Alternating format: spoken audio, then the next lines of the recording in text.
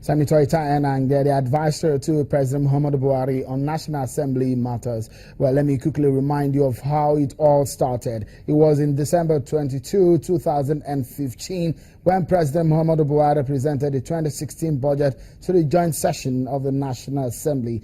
President Buhari presented a 6.08 trillion naira proposal with an oil benchmark put at $38 per barrel and a production of oil projection put at 2.2 million barrels per day. But on the 23rd of March 2016, the National Assembly passed the budget, while on the 6th of April 2016, the National Assembly handed the clerk details of the budget document. And just today, the clerk of the National Assembly transmitted the document to the presidency. Well, let's take a look at the breakdown of the budget as passed by the legislature. Aggregate expenditure is put at 6.6 trillion, and the recurrent expenditure is 2.6 trillion. Capital expenditure at 1.5 trillion, and the deficit slash GDP 2.14%. Well, let's take a look at what has been one of the major controversy here is what the president presented and what was eventually passed by the National Assembly. The president presented 6.08 trillion as a budget proposal, while the National Assembly passed to 6.6 trillion naira. Let's get some perspective and make sense of what this means. I have joining me in our Abuja studio, Honorable West Idahausa, a lawyer and a former lawmaker. And Mr. Gbenga Onitilo joins me in the studio, is a policy analyst. Thank you for coming on the program. Now, we've expected that the president was going to get the budget. At last, he's gotten it today. He has said also outside of the country that before he has sent to that budget, he's going to thoroughly look into it. Well, we would like to appreciate the members of the National Assembly for doing a thorough work and ensuring that in 3 months they were able to deliver on the budget. While that has been delivered today to the presidency through his political advisor on National Assembly matters, and if we also do an historical look at what the president said, I think the major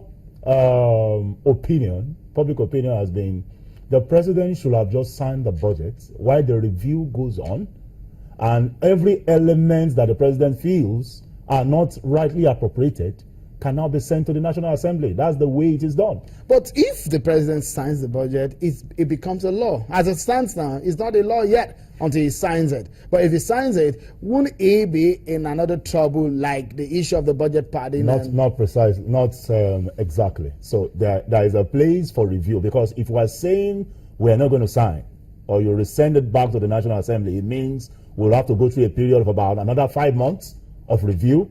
So the president should have just appended. I think the same thing has happened in the past. When former President Obasanjo was president, the same thing happened. He was given an overview.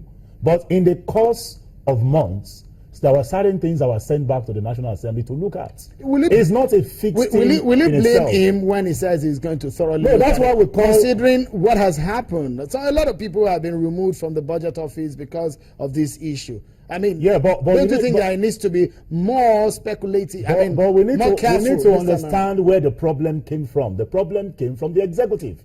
The issue of padding, errors, and omissions came from the executive, not from the National Assembly.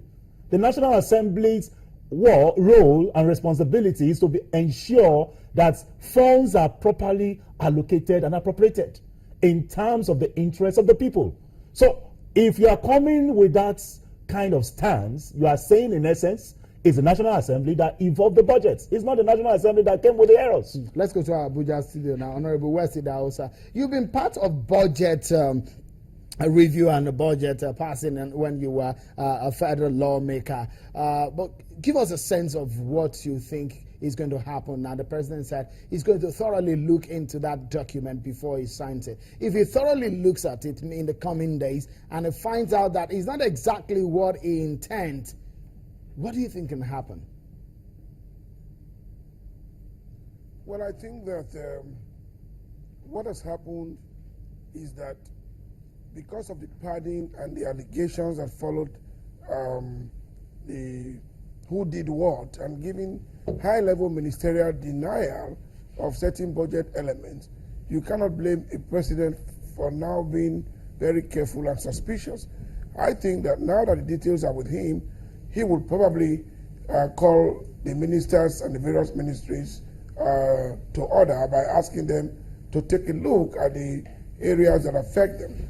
And thereafter, once that nod is given, that the estimates that were submitted are the estimates that were sent back. And in any case, where there have been certain disagreements, such as a removal of certain expenditure profile, there will also, of course, be some element of explanation for those actions taken by the National Assembly.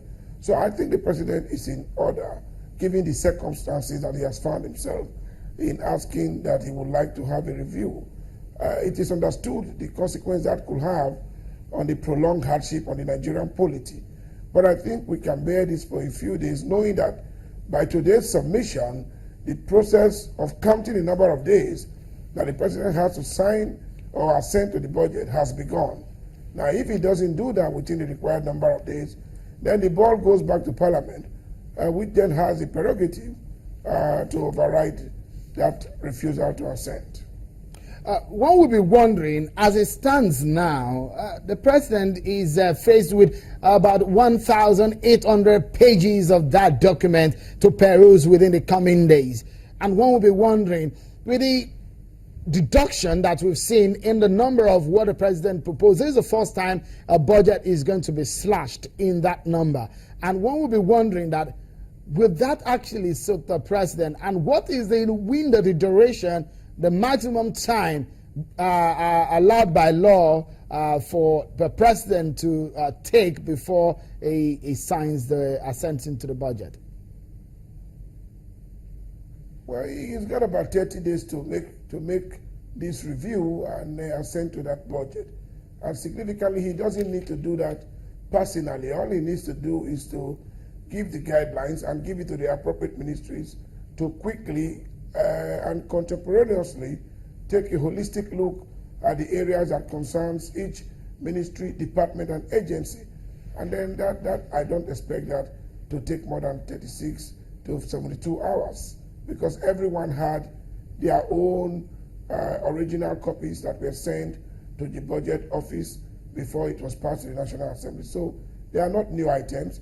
Go to your areas, take a look at those items and see whether you have been given exactly what you put in there, or if there has been some reductions in your area, find out why that has happened, and then provide the necessary explanation to Mr. President. It's an interesting time in our politics at the moment, Honorable Idahosa, and you know what it is when the relationship within the executive and the legislature is not that smooth.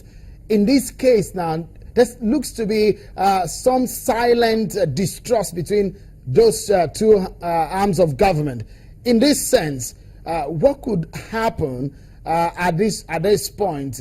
Because the president said he sends a lot of errors, of activities of some people within the executive on the budget. What could you sense that could happen politically in this area? Well, what I expect to happen is that, in spite of the differences that usually occur between the executive and the legislature, you must understand that these differences are protective of the institution of the state and in furtherance of the dictates of democracy. I expect that these differences should be set aside quickly in a period of national exigency, as we are. We are now in April. The country needs to move on. You do know that the price of crude oil is still going down. You know also, of course, that people have to be energized to perform their various responsibilities. So I imagine that the National Assembly will be patiently waiting for the president, and I also expect that the president will dutifully study this budget and pass and assent to same as has been passed by the National Assembly. Mr. Odisilo, there seems to be some quiet and silent talk between the executive and the legislature. Do you see any further internal battle? Because within the APC, we all know that things are not perfectly okay. in the ranks of the party. Do you see any of that playing out here? Well, it's what is playing out, I would say to a large extent, is LD. In the interest of protecting our democracy and ensuring the National Assembly, like we have had in the past, is not the stooge of the executive. So now it's like the real work of legislation is going on at the moment. So which means the legislature, who are the key stakeholders on behalf of the people, are keeping the executives at check. So there's no more just rubber stamp like we have in the last administration, when things are just pushed at the interest of the executive, or subsequent administration, where the executives seem to be in control of everything happening in the legislature. I would say it's a good one that this is happening, and I believe it's something we have always clamored for. Nonetheless, APC has a majority in the national. But that majority is unsettled at the moment. Well, whether it's unsettled or not, it's all in the interest of the people of Nigeria. That for the first time we are having the executive and the legislature not on the same page. Do you suspect any hidden agenda in the submitted version of the document presented? For me, I choose to be positive. I don't believe there is any hidden agenda. I believe the National Assembly has done a thorough work, and like the Honorable Idahosa rightly said, it's all in the interest of the state. Everybody should put their personal vested interests aside and think about the interests of the states, because first quarter is already passed. And if any dilly-dally goes on for the maximum 30 days the president has, then we begin to ask ourselves, can we really drive and run the economy as it is at the moment? Can we move the critical sectors ahead? How much of the budget's implementation can we really fulfill in the interest of the people? All right, let's take a moment, and when we return, no more first-class flights for public officials. What are the implications of this? That the conversation is next. Join us again.